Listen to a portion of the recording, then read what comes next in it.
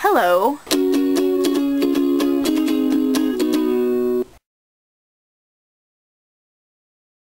There's gotta be a book here somewhere that I like. These are my mom's books, so. Aha! I found 8 Cousins. It's by Louisa May Alcott. I read a biography about her once, and this is it.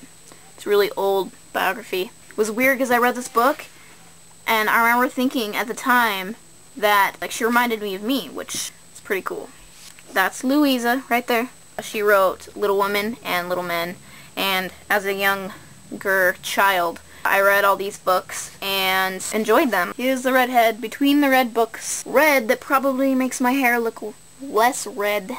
It's a tongue twister. Less red, blah blah blah. Now, I need a challenge. This only has a couple hundred pages, so I'm gonna use a different book. Hey, let's go with Jane Eyre. Yeah, this has like 800 pages, so we're good. I'm gonna pick a topic right out of the book, because that's the easiest for me. His wife and 5 daughters. Family. You can write about family. You can write about family, about your ideal family, about family. I don't know what I'm saying. Just a little lunatic-ish. Family. Family is one of those things that you kind of are born into. You just put up with them. Because family is the one thing you can't pick, imagine what it would be like if you could pick your family. Write about if you had the ideal family, you know, mom, dad, siblings, no mom, no dad, whatever.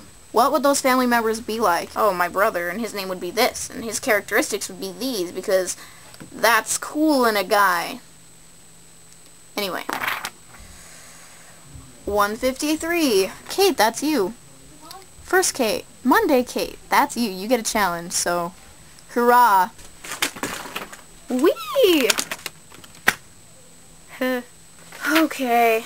I am going to read you the first half of my vampire McGogger thing, just to get it out of the way. I'm not enjoying this, but I am in the process, and here's the first half, so I hope you enjoy it. Before there were magic pumpkins and fairy godmothers, there were days when stories told were true. Knowledgeable travelers would share tales of things that they had seen and knew to be true, in the hopes that their knowledge would help others. So it was in the small town of Walton. 3 traveling men with limitless knowledge stopped there and began to tell symbolic stories to the villagers. One pair of ears that briefly heard what those travelers were saying belonged to a little girl named Cinder. She had been told earlier that day to hurry to the town market and purchase the best cheese and the best olives she could find. She was given some coins and was sent away by her stepfather to return before supper time. Cinder had had trouble finding cheese that her stepfather would see as smooth enough, and then olives that her stepsisters would see as round enough. And by the time she was heading back to her stepfather's house, she was worried that she wasn't going to make it in time enough to start her duty of preparing supper. And so it happened that Cinder was in a rush when she passed the growing crowd of people surrounding the men who were sharing knowledge. In her passing, which happened to be at the exact time when one of the travelers was saying something about a man, and then something else about drinking his blood and taking his flesh, Cinder began to let her mind dwell on what this could mean. A man who drinks the blood of others. Cinder shuddered when her stepfather's face came to her mind. She tried to shed the thought and continued to hurry home. That night, after serving a hurried dinner and enjoying the leftovers, Cinder climbed the attic stairs to her room. As she opened the door, a bat that had been resting in the rafters above her bed startled her. Cinder yelped as the creature flew through the arms shielding her and past her head. That night, Cinder found herself having trouble sleeping. The thought she had after hearing what the men said about drinking blood, combined with the image of the bat rushing at her face, made her uneasy. When she finally fell asleep, Cinder began to have restless dreams. The most vivid of these dreams featured an image of her stepfather as an alarming and vague mix between the already frightening man he was and the bat that had startled her in her room. It was after this dream that she sat up in bed, heavily breathing from the terror her own imagination brought her to.